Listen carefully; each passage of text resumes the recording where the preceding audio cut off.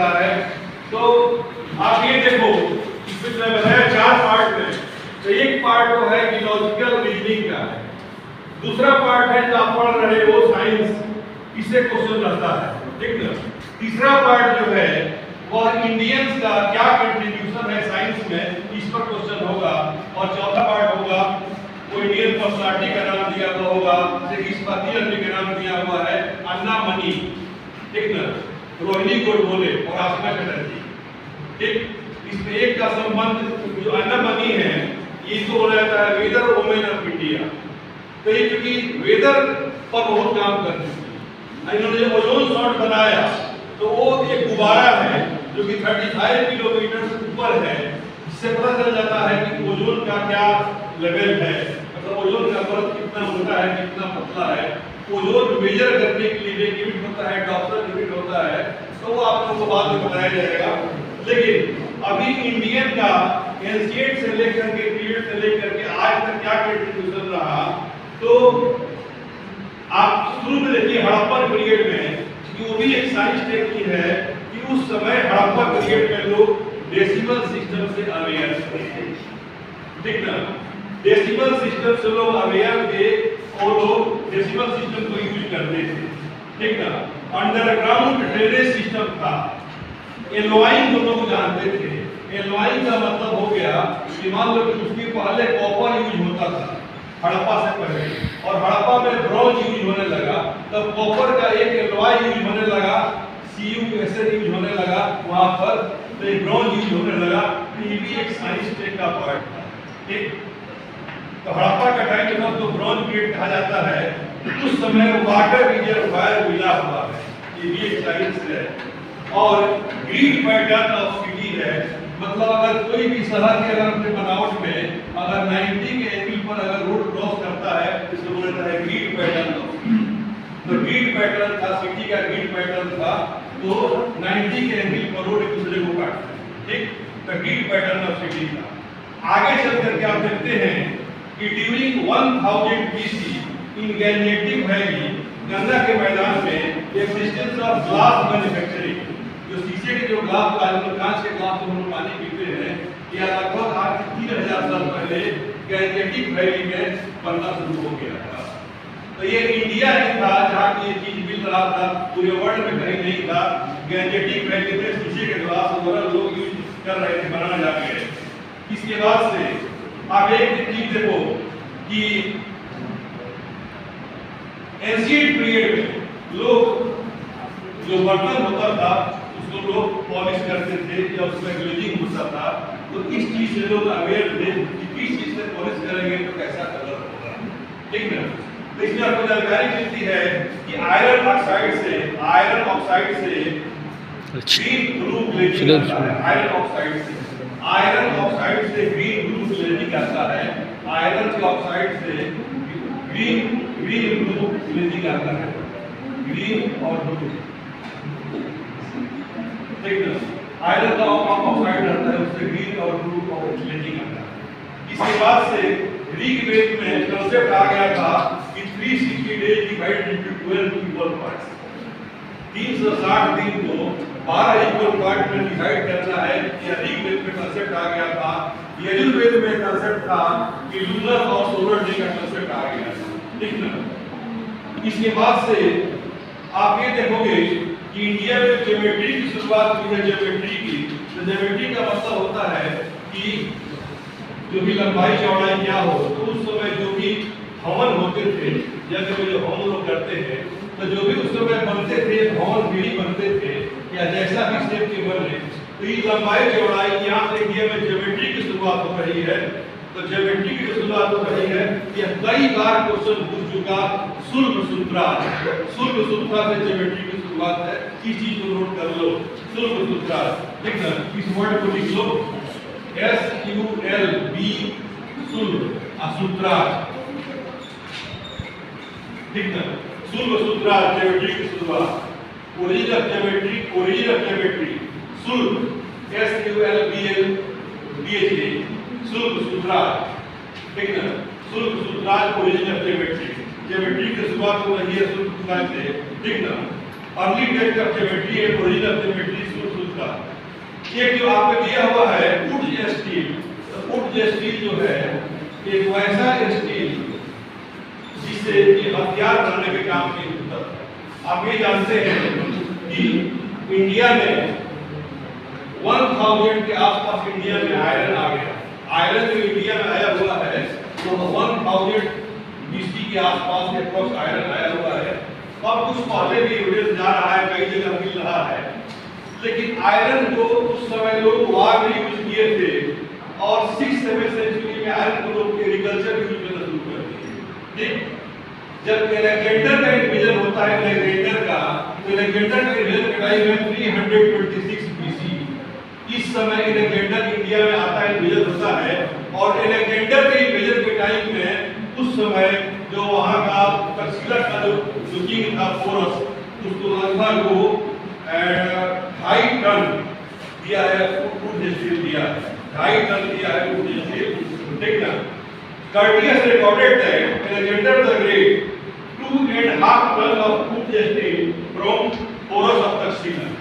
तक्षशिला के शासक से पोरस से वो 2.5 टन मतलब 25 क्विंटल के आसपास वुड स्टील लेकर गया हुआ है। तो इंडिया में लोग मतलब वुड स्टील मैन्युफैक्चर करने के लोग जानते थे। ठीक है, तो ये चीज देखो। दूसरा चीज एक आगे इंपॉर्टेंट चीज है कि rust free iron pillar. Rust free iron pillar वैसा पिलर जिसमें कि जंग नहीं लगता है, तो रस्ट फ्री आयरन पिलर। आप दिल्ली के पिलर के बारे में सुने होंगे कि दिल्ली में जो पिलर है मेहरौली में, उसमें जंग नहीं लगता है। तो जंग लगने के पीछे क्या कारण है? जंग लगने के नहीं लगने के पीछे कारण है कि आयरन में फास्फोरस मिक्स किया हुआ है। ठीक, जंग क्यों नहीं लगता है? क्योंकि आयरन में फास्फोरस कई बार पूछे गए, ये जीवन में एग्जाम दोगे तो कई जगह यूज होगा, कई जगह आएगा कि दिल्ली में जो मेहरौली का जो पिलर है, जो हिस्ट्री ज्योग्राफी में तुमको जहां तहां फोटो खींच के दिखाई दे देता है, तो वो क्यों है, ऐसा क्या कारण है? क्योंकि during the period of Chandragupta second है, तो जो आयरन पिलर है, तो आयरन पिलर जो है वो रस्ट फ्री है, रस्ट फ्री है, बहुत कम लगता है, उसमें जंग लगता है। बुक तो लिखता है रस्ट फ्री है, क्योंकि मेरा सब्जेक्ट वही है आर्कियोलॉजी। तो मैं गया था, सब लोग आर्कियोलॉजी कुछ लग ही रहा है, तो अभी भी चलो समझा के देखो, बहुत लगभग इतने दिन से एग्जिस्ट कर रहा है, सामान्य बात नहीं है। तो रस्ट फ्री, तो सबसे बड़ी बात है कि एक तो ये है ही, इसके अलावे एक जगह है एमपी में, धार एक जगह है मध्य प्रदेश में, एक जगह है धार, DHAR धार, और दूसरा जगह है कोटाचाद्री हिल्स इन कोस्टल कर्नाटका। कोटाचाद्री, कोटाचाद्री, कोटाचाद्री, ये धार का नाम लिख लेना, क्योंकि साउथ का नाम है, वही अटपटा नाम आएगा, आप देखना। यहाँ जैसे कि आप लोग मानो के नाम सुनने के आदि है, तो कोटाचाद्री का गांव का जगह का नाम है, और वहां पर भी ये आयरन पिलर मिले हुए हैं उस पीरियड के। सबसे बड़ी बात है कि दिल्ली में जो मेहरौली में है, यहाँ तो किंग का बनवाया हुआ है, राजा का बनवाया हुआ है, तो राजा तो सक्षम हो सकता है। ये जो एब्रोजिनल्स है, मतलब आदिवासी है, वो लोग खड़ा किए हुए हैं। तो आम आदमी की इतना साइंस से अवेयर था कि वहाँ के एब्रोजिनल्स भी, आदिवासी भी, वहाँ के मूल निवासी भी, गांव के लोग, रहने वाले भी इतना अवेयर थे कि साउथ में उस समय लोग रस्ट फ्री आयरन पिलर लोग खड़ा किए, आज तक यूज कर रहा है। वो है धार में, एमपी में, और कोटाचाद्री यहाँ पर। ठीक है, इसके बाद से आप देखो कि 500 BC में एटॉमिक थ्योरी आया हुआ है, एटम की जानकारी मिल रही है। जो हमारे यहाँ जो 6 दर्शन हैं, 6 फिलॉसफी हैं, न्याय, वैशेषिक, शांति, योग, मीमांसा और वेदांत। तो जो ये फिलॉसफी है एटॉमिक थ्योरी, 500 BC में एटॉमिक थ्योरी की जानकारी मिलती है।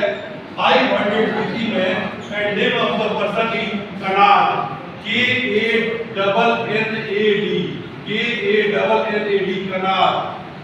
कनाड के नाम पर ही कण शब्द आया है, कनाड। यही से एटॉमिक थ्योरी इंडिया में शुरू होती है।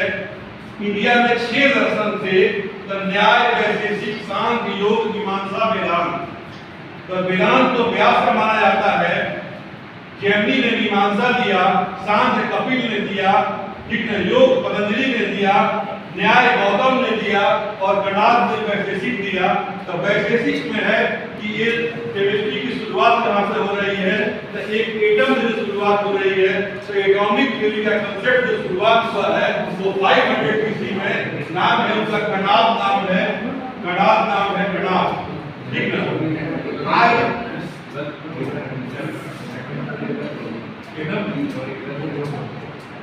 वो तो बात का चीज है, मान देखो शुरुआत हो रहा है, वे चीज कर रहे हैं। थ्योरी की बात अलग हो गई, अब तो आगे चल करके अल्टीमेट पार्टिकल जो बोसोन वर्ग पर चर्चा हो रहा है, बोसोन पर चर्चा हो रहा है, वो तो उसका भी करेंगे। ये जो गणा है, इसके बाद से आप देखो कि जो आयुर्वेद है, वेद हमारे पास 4 है, 4 वेद है, ऋग्वेद, सामवेद, यजुर्वेद और अथर्ववेद। ऋग्वेद ही अपने में सब कुछ है, वही साइंस टेक है, वही लिटरेचर है, उसमें सब कुछ है। बाद में जो 3 चीज आए हुए हैं, यजुर्वेद में यज्ञों के बारे में जानकारी मिलती है, सामवेद में गाने गायन के बारे में जानकारी मिलती है, और अथर्ववेद में आम आदमी की हर चीजें मिलती है अथर्ववेद में, ठीक ना। तो अब ये देखो कि ऋग्वेद का, वेदों का भी वेद होता है, तो ऋग्वेदा जो है, ऋग्वेद का ये जो वेद है, इसका उपवेद है आयुर्वेद, इसका उपवेद है Ayurveda. Ayurveda is Upaveda of, Ayurveda जो मेडिकल साइंस है, ठीक ना। आयुर्वेदा जो है, आयुर्वेद जो है ये उपवेद है इसका, ऋग्वेद का, ठीक ना। अब इसमें आता है कि रॉयल वैद्य जीवक was contemporary of Lord Buddha. Lord Buddha के कंटेम्पोररी थे जीवक। तो लॉर्ड बुद्धा का टाइम क्या था? लॉर्ड बुद्धा का बर्थ हुआ था 563 में, लॉर्ड बुद्धा का बर्थ हुआ था 563 में, और बुद्धा का जो डेथ हुआ था वो हुआ था 483 में। तो इस टाइम में बर्थ हुआ, इस टाइम में डेथ हुआ। तो ये देख रहे हैं कि उन्हीं के कंटेम्पोररी राज वैद्य जीवक थे, और जीवक बहुत बड़े विद्वान थे। आप लोग ये डांसर का नाम सुने होंगे, स्टेट क्रिकेट में बहुत सारे बुक्स में अवेलेबल हैं, उसका नाम है आम्रपाली। आम्रपाली आगे चलो तो लिटरेचर में मिलेगा। तो आम्रपाली के तरह ही उसकी भी मां की जीवक की, उसका नाम था सालावती। तो सालावती की ओर, सालावती का ही लड़का था जीवक, और ये बहुत बड़ा फिजिशियन हुआ, बहुत बड़ा फिजिशियन हुआ। बल्कि इस पर रिसर्च आज भी लोग करते हैं कि जब भी आयुर्वेद की शुरुआत होती है तो हिस्टोरिकल शुरुआत, ऐसे आयुर्वेद तो हम अपने देवताओं से ट्रेस कर लेते हैं। शंकर भगवान ने दवा बनाया कार्तिकेय के लिए, शंकर भगवान ने दवा बनाया अपने पुत्र कार्तिकेय के लिए बनाया, कुमार कल्याण रस, कुमार कहा गया है कार्तिकेय को। रावण ने दवा बनाई, लेकिन रावण बहुत बड़ा विद्वान था। लेकिन हमारे यहाँ जो हिस्टोरिकल शुरुआत होती है तो राज वैद्य जीवक से होती है, जो बुद्धा के कंटेम्पोररी थे, और वो भी की सारी बातें टेक्स्ट में लिखी हुई है, ठीक है। तो जीवक ने आयुर्वेद को बहुत ज्यादा कंट्रीब्यूट किया, और हर चीजों के बारे में बताया कि किस चीज का, कौन से प्लांट से, किस पार्ट से, किसका लीफ से इलाज होगा, किसका रूट से इलाज होगा, किसका जेल से इलाज होगा, किसका बार्क से इलाज होगा, मतलब उसके छाल से इलाज होगा। तो ये बताने वाला कि उस समय, अब आज से कंपेयर नहीं करना, उस समय के लिए बहुत बड़ी बात थी। उस समय के लिए सामान्य बात नहीं थी कि इन चीजों से आदमी का इलाज कर लिया जाए। तो आगे चल करके सुश्रुत नाम आता है 2nd सेंचुरी BC में। सुश्रुत, ये नाम याद कर लो बेटा, ठीक ना। सुश्रुत के सर्जन था, और एक था चरक। चरक फिजिशियन था। अगर कंफ्यूजन हो कि कौन फिजिशियन और कौन सर्जन, तो एक से सर्जन होता है, एक से सुश्रुत होता है। क्योंकि सुश्रुत और चरक में मुझे कंफ्यूजन होता था, तो इसमें देख लेना कि एक से चरक भी होगा, एक से सुश्रुत जो था वो फिजिशियन था। तो इसका जो राज जो था, ये उस समय सर्जरी के बारे में, पर जो इंडिया में मानते हैं कि प्लास्टिक सर्जरी की शुरुआत, जो आज जो सुंदर बनने के लिए चेहरे पर कहीं पे ग्राफिक लगा देते हैं स्किन का, चाहे कहीं भी एक्स्ट्रा फैट है तो हटवा देते हैं। तो लोग इंडिया में मानते हैं कि इंडिया में प्लास्टिक सर्जरी की शुरुआत सुश्रुत से ही हुई। तो सुश्रुत से वहां पर आगे चल करके देखो केवल प्लांट ही नहीं बल्कि जो भी मेटल होते हैं इंपॉर्टेंट मेटल, जैसे कि बच्चों के दिमाग में जो क्या करते हैं स्वर्ण भस्म खाओ, स्वर्ण भस्म, तो लोहे आयरन का भस्म ब्लड बढ़ने के लिए, सिल्वर का भस्म, ठीक ना, मरकरी का वैसे चीजों के इलाज के लिए, गोल्ड का, तो इन सारे के इलाज के लिए उस समय काम आता है नागार्जुन। नागार्जुन तो नागार्जुना का नाम है रस विद्या से, रस विद्या। तो एक तो है कि आयुर्वेद में प्लांट से क्या इलाज होगा, इसमें तो नाम आ गया जीवक का, इसमें नाम आ गया सुश्रुत का, इसमें नाम आ गया चरक का, लेकिन प्लांट को भी एक्सट्रैक्ट करके अगर उसमें कोई गोल्ड का या गोल्ड को, ठीक ना, प्लांट को भी एक्सट्रैक्ट करके अगर हम कोई मेडिसिन बनाते हैं तो उसमें बहुत कम अंश में कोई सटीक आ पाता है, 60 तो बहुत कम रहेगा। तो क्यों नहीं हम गोल्ड को ही मॉडिफाई करके गोल्ड को ही आयुर्वेदिक प्रोसेस से उसका भस्म बनाए ताकि वो भी डिफेक्ट हो। तो ये काम किया है नागार्जुन ने। तो नागार्जुन ने रस विद्या दिया है, नागार्जुन। तो नागार्जुन इज फेमस फॉर रस विद्या।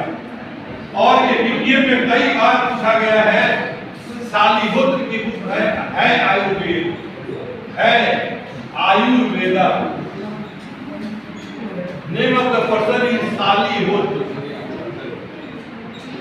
शालिहोत्र, शालिहोत्र क्योंकि है अश्ववादी है तुरंत, ये हॉर्स का प्रयोगी शब्द हुआ, तो है आयुर्वेदा और शालिहोत्र की बुक है, ठीक ना। इसके अलावे गज आयुर्वेदा, गज मतलब हुआ हाथी हुआ, तो गज आयुर्वेदा पर बुक है पाल काव्य की, पाल काव्य, पाल काव्य, नोट करो रे, पाल काव्य, पाल काव्य की बुक है गज आयुर्वेदा पर। एक वर्ड बार बार पूछता है कि what is alchemy, what is alchemy, the turn base metal into gold. मान लो कि उसमें एल्केमी में चर्चा आता है कि एंशिएंट विद्या है इंडिया का कि एल्केमी, तो एल्केमी में गोल्ड बनाया जाता है।